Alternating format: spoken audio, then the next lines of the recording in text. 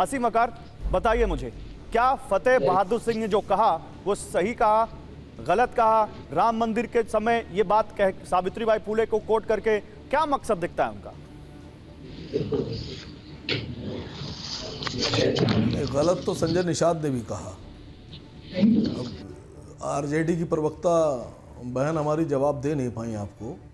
पहले तो ये पूछिए बीजेपी प्रवक्ता से कि संजय निषाद जी ने गलत जो कहा था रामचंद्र जी के बारे में, उनको मंत्री क्यों बनाए हुए हैं? सीता जी को कहा गया टेस्ट ट्यूब बेबी, उस पर बीजेपी क्या स्टैंड लेगी? नरेश अग्रवाल ने रामचंद्र जी के बारे में लोकसभा में जो टिप्पणी की थी, उसके बाद उनको बीजेपी ने अपने में ले लिया, उनके लड़के को मंत्री बना दिया।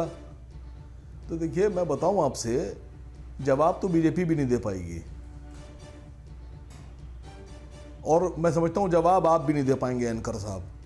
गौरव भाई बताइए, संजय निषाद ने जो कहा था रामचंद्र जी के बारे में, के लिए तो फिलहाल हूं क्या भी वो नहीं, कहना तो चाहिए सवाल था? पूछने के लिए हूं असीम क्या वकार भाई। बीजेपी को उनको नहीं, क्या नहीं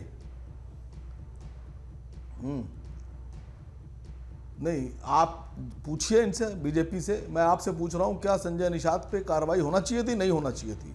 हाँ बिल्कुल बिल्कुल, मैं कह रहा हूं, आप पूछिए सवाल, के शर्मा जवाब देंगे। के शर्मा जवाब दीजिए, के शर्मा जवाब दीजिए। बिल्कुल जवाब दूंगा। हाँ, पहली बात तो मैं वकार साहब को बता दूं। अच्छा, एक मिनट, के शर्मा, उनकी सुनिए सर, जवाब मुझे टाइम ही नहीं देंगे आप, ऐसे कैसे चलेगा? जवाब ले लीजिए, या तो जवाब ले लीजिए वकार भाई, या तो फिर आप पूरा बोलिए और फिर बाद में सवाल पूछिए। या तो जवाब ले लीजिए, पहले पूरा तो बोल लेने दीजिए। बोलिए, पूरा बोलिए फिर।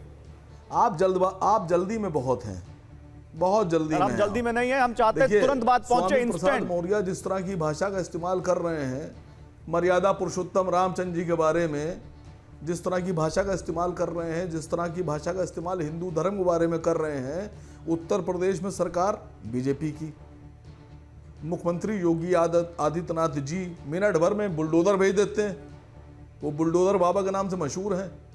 केंद्र में सरकार मोदी जी की, कार्रवाई कौन करेगा? जेल कौन भेजेगा? आसिम वकार करेंगे? कौन करेगा कार्रवाई? जेल कौन भेजेगा? मतलब आप लोग, मैं समझता हूं कि स्वामी प्रसाद मौर्य को जो बयान दे रहे हैं, कहीं ना कहीं पीछे से छूट मिली हुई है उनको, वरना स्वामी प्रसाद मौर्य की इतनी हिम्मत थोड़ी ना है कि मर्यादा पुरुषोत्तम राम के बारे में इस तरह की बात बोल दें। अब इस पे बीजेपी जवाब नहीं देगी ना, आप पूछेंगे। अरे मैं तो पूछ रहा हूं, आप ही बीच में बोल देते हैं, पूरी बात बोलने दो। ताकत लगा के वो सख्ती से आप पूछिए, अभी पूछ रहा हूं, बताइए। के शर्मा जवाब दीजिए। स्वामी प्रसाद मौर्य पर क्यों नहीं कार्रवाई होती? सरकार आपकी, बताइए। के बिल्कुल जवाब देता हूं। पहली बात, इन्होंने संजय निषाद जी की। संजय निषाद जी ने जिस समय ये बयान दिया था, उस समय ना हमारी पार्टी के साथ वो गठबंधन में थे, और उस समय हमने खुलकर उनकी आलोचना की थी और खुलकर हमने विरोध किया था, और कहीं ना कहीं उनको वापस भी लेना पड़ा।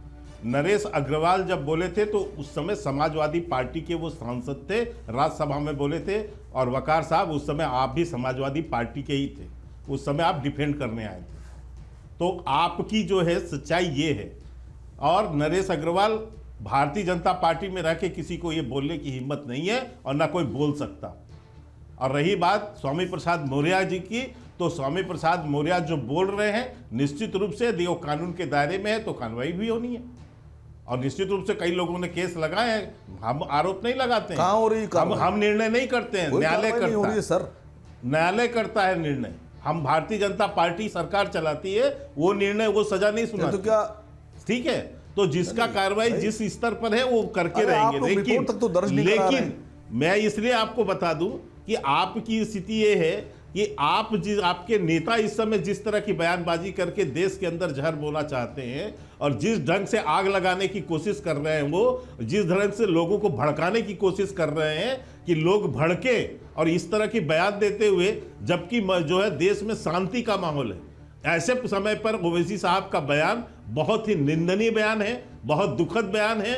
और मैं ये कहना चाहता हूं कि कम से कम वो आग न भड़काएं, और यदि आग वो भड़काएंगे तो उनको उनका खामियाजा भी भुगतना पड़ेगा, इनको याद रखना चाहिए।